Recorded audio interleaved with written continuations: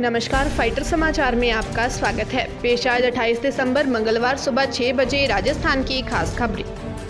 Corona के खिलाफ लड़ाई में भारत ने एक और कदम बढ़ा दिया है। देश में 3 जनवरी से 15 से 18 साल के बच्चों का वैक्सीनेशन शुरू हो रहा है। वयस्कों की तरह ही बच्चों को भी वैक्सीन के लिए रजिस्ट्रेशन करवाना होगा। बच्चों का रजिस्ट्रेशन भी कोविन प्लेटफॉर्म पर होगा।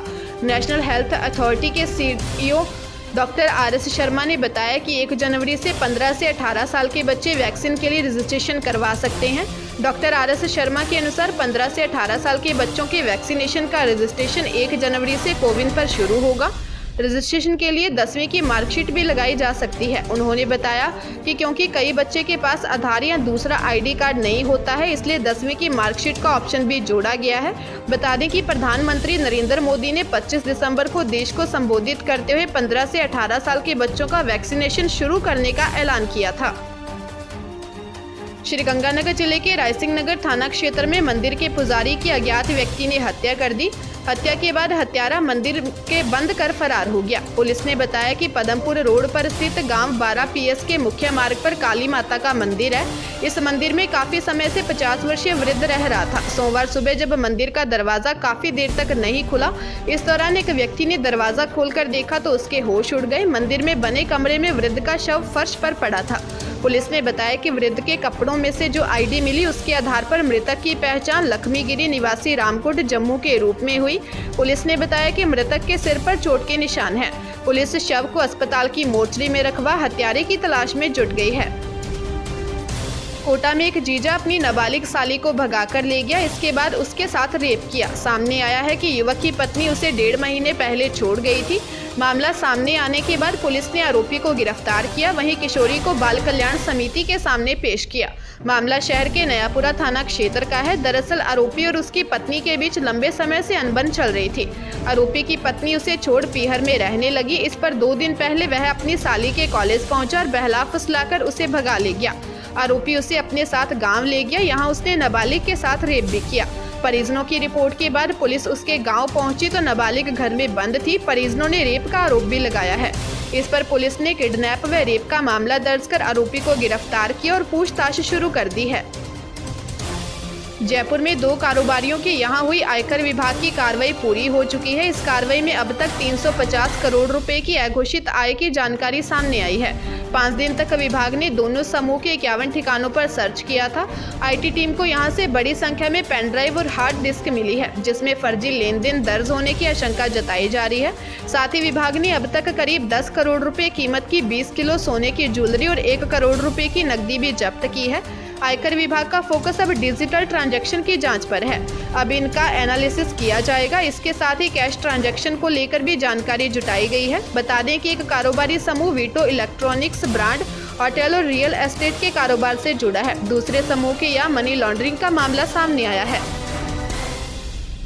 नए साल से पहले कोरोना का नया वेरिएंट ओमिक्रॉन डरा रहा है। इस बीच गृह मंत्रालय ने राज्यों को साफ निर्देश दिए हैं कि वह अपने स्तर पर कोरोना और नए वेरिएंट से निपटने के लिए कमर कस ले। इसमें केंद्र की तरफ से यह भी लिखा गया है कि राज्य त्योहारी सीजन को देखते हुए अपने स्तर पर प्रतिबंधों का फैसला कर सकते हैं। गृह मंत्रालय ने यह भी बताया कि ओमिक्रॉन अब तक 116 देशों तक पहुंच गया है। सोमवार को जारी लेटर में गृह मंत्रालय ने लिखा है कि सभी राज्य उचित कदम उठाएं और सतर्कता बनाए रखें। राज्य सरकारों को यह भी कहा गया है कि वे लोग नए वेरिएंट को लेकर प्रेस वार्ता के जरिए सही जानकारी लोगों तक पहुंचाएं। गृह मंत्रालय ने यह भी कहा कि त्योहारों के दौरान भीड़ पर रोकथाम के लिए पाबंदियां लगाने पर भी राज्य विचार करे। भीलवाड़ा जिले के गुलाबपुरा थाना क्षेत्र में अस्पताल व पार्क के बाहर खड़ी बाइक को चोरी करने के मामले में पुलिस ने खुलासा कर दिया है। पुलिस ने इस चोर गिरोह के 2 सदस्यों को गिरफ्तार किया है। पुलिस ने बताया कि 24 दिसंबर को गुलाबपुरा में रहने वाले सत्यनारायण कलाल ने रिपोर्ट दी कि उसकी बाइक कस्बे के श्यामा प्रसाद मुखर्जी पार्क के बाहर से चोरी हो गई। इस मामले में पुलिस ने मुखबिर की सूचना पर मेघराज बनेड़ा निवासी सलमान खान व मराठा कॉलोनी भीलवाड़ा निवासी आसिफ खान को हिरासत में लेकर पूछताछ की। इस पर दोनों ने सत्यनारायण की बाइक चोरी करने की वारदात को कबूल कर लिया। पुलिस ने दोनों की निशानदेही पर चोरी की गई 8 बाइक व एक स्कूटर बरामद की है। अगले साल होने वाले उत्तर प्रदेश, पंजाब व उत्तराखंड समेत 5 राज्यों के विधानसभा चुनावों को लेकर सोमवार को कोई फैसला नहीं हो सका। चुनावों को लेकर सोमवार को स्वास्थ्य मंत्रालय और चुनाव आयोग की एक अहम बैठक हुई। इसमें देश में कोरोना की स्थिति को लेकर चर्चा हुई। हालांकि बैठक में चुनावों को टालने या नहीं टालने पर कोई फैसला नहीं हो सका। बताया जा रहा है कि आयोग ने केंद्र सरकार से ओमिक्रॉन को लेकर रिपोर्ट मांगी है। इसके बाद जनवरी से पहले सप्ताह में एक बार फिर से आयोग और स्वास्थ्य मंत्रालय के बीच बैठक होगी। दरअसल कोरोना का नया ओमिक्रॉन वेरिएंट तेजी से पैर पसार रहा है। कई राज्यों में संक्रमण फिर से बढ़ने लगा है। ऐसे में 5 राज्यों के चुनावों पर रोक लगाने की मांग भी उठने लगी है। बूंदी जिले में ट्रेन से कटकर महिला की मौत हो गई। पुलिस ने शव को टुकड़ों में एक एक करके एकत्रित किया। मौके पर मिले सामान से पहचान का प्रयास किया जा रहा है। घटनास्थल से सुसाइड नोट भी नहीं मिला है। पुलिस ने बताया कि पुलिस कंट्रोल रूम से श्रीनगर रेलवे स्टेशन के पोल नंबर 38 पर शव पड़े होने की सूचना मिली। महिला की उम्र लगभग 35 से 38 के करीब है। महिला के शव की पहचान नहीं हो पाई है। शव को कब्जे में लेकर अस्पताल की मोर्चरी में रखवाया गया है। मौके से महिला के हाथ की घड़ी, पायजेब और अन्य सामान मिला है। सामान से शव की पहचान का प्रयास किया जा रहा है। बारां जिले के किशनगंज थाना क्षेत्र में नेशनल हाईवे पर खेत से लौट रहे किसान से लूट का मामला सामने आया है। बाइक सवार 3 बदमाशों ने किसान की बाइक रुकवाई और मारपीट कर 20,000 रुपये लूटकर फरार हो गए। पुलिस ने बताया कि अंता थाना क्षेत्र के देवपुरा गांव निवासी किसान महावीर बंजारा ने रिपोर्ट दी है कि वह घट्टा गांव में खेत पर काम करने के बाद बाइक से देवपुरा लौट रहा था। इसी दौरान रास्ते में किशनगंज कस्बे के पास बाइक सवार 3 लोगों ने रुकने का इशारा किया। बाइक रोकने पर उन्होंने मेरे साथ मारपीट की और जेब में रखे 20,000 रुपये लूटकर मौके से फरार हो गए। पुलिस ने जांच शुरू कर दी है।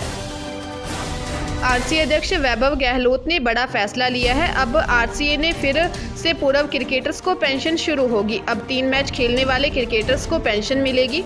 वर्ष 2016 में तत्कालीन सचिव सोमेंद्र तिवारी ने पेंशन शुरू की थी। तब 5 से 24 मैच तक के क्रिकेटर्स को पेंशन मिलती थी, लेकिन फिर आरसीए में विवाद के चलते पेंशन बंद हो गई थी। अब आरसीए अध्यक्ष वैभव गहलोत ने पेंशन फिर से देने का फैसला लिया है। अब 5 की बजाय 3 मैच खेलने वाले क्रिकेटर्स को पेंशन मिलेगी। अब 3 से 14 मैच खेलने वालों को 5,000 रुपये प्रति माह मिलेंगे।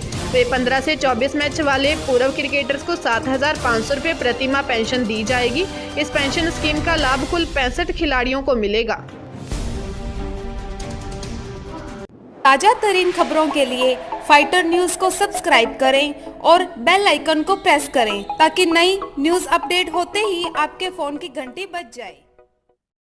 Once again